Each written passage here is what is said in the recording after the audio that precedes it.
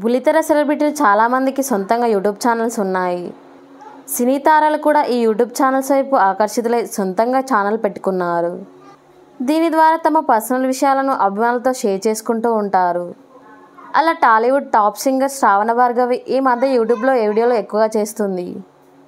YouTube వీడియోలతో full బిజీగా ఉన్న శ్రావణ భార్గవి తన కూతుర్ని తీసుకొని హాలిడేకి వెళ్ళింది. ఈ విషయాన్ని సోషల్ మీడియాలో షేర్ చేసింది.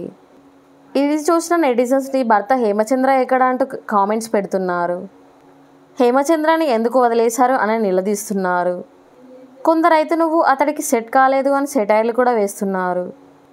హేమచంద్ర శ్రావణ భార్గవి జంటగా కనిపించి 2.5 ఏళ్ల పైనే అవుతుంది. అప్పటి నుంచి వీరు విడిపోయారంటూ వార్తలు వస్తున్నా ఎప్పుడు కూడా హేమచంద్ర కానీ శ్రావణ భార్గవి కానీ స్పందించనే లేదు. సోషల్ మీడియాలో కూడా ఎక్కడా కలిసి ఉన్న ఫోటోలను షేర్ చేయలేదు.